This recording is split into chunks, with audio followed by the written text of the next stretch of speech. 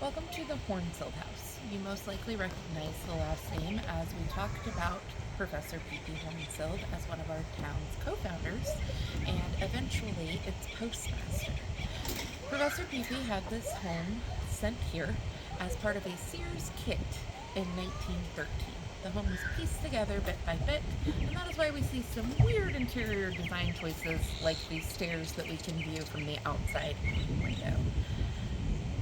This house has been many things in its days, and in fact, at one point it used to be painted blood red.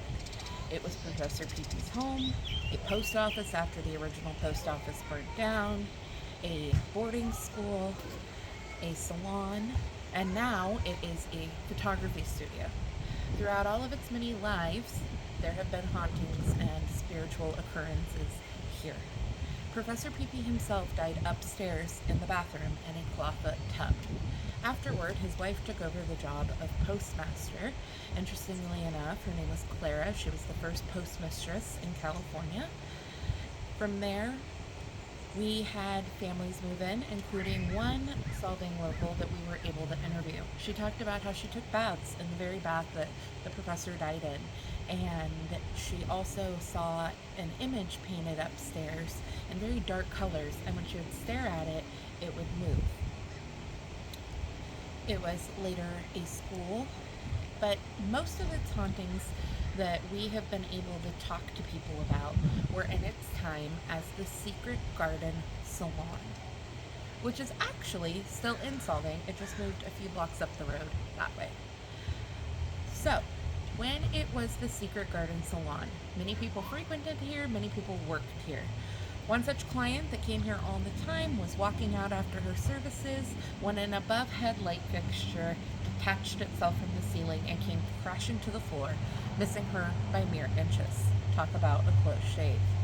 Another time, the manicurist was here after hours working with a client. They heard footsteps going back and forth upstairs. They knew nobody was supposed to be up there and were pretty positive nobody was. When it continued and kept going, and they were both very frightened, the manicurist yelled out, "Stop it, you're scaring us." And just like that, it stopped. Another night, an esthetician was here, taking advantage of the tanning bed after hours. Now, she was very cautious when she was here after hours, so she would turn on all the lights, she would lock the doors, and the doors to any rooms that she was in within the house. As she was in the tanning bed, she looked over to the door, and in the space between the door and the floor, she saw very clearly 2 feet. She was extremely frightened, yet she managed to yell out, "I am trying to relax," and she watched as the feet walked away. She heard the footsteps disappear. Again, she knew nobody should be back there and knew that it had to have been a ghost when she walked out, and every door she had blocked was still locked. After that, the girls working there really didn't like to be there alone, particularly late at night. So one night, as a group of them were leaving the salon after they had locked up, they got a feeling on the back of their neck as they were walking out. That feeling that we get sometimes when we feel like somebody's watching us, there's eyes on us. They turned around, and in this upstairs window, they saw a frightening woman in a high-collar black Victorian-era dress. She did not look happy. Now, that's not to say that she specifically looked angry or vengeful, but she was clearly with a lot of emotion on her face, and it was terrifying to these workers. They kept staring and watched as the image of the woman disappeared. Now, we don't know who that woman was, but it scared them enough that they left and moved their salon up the road 2 weeks later.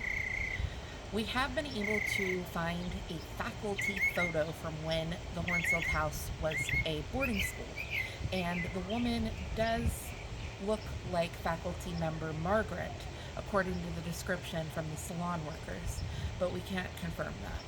What we do think is that this is the woman who placed a curse on this house that leads it to still be haunted today, including as the photography studio it is now, where the current owners have had such issues as equipment being faulty when they knew it to not be faulty, and images erased, and other such things.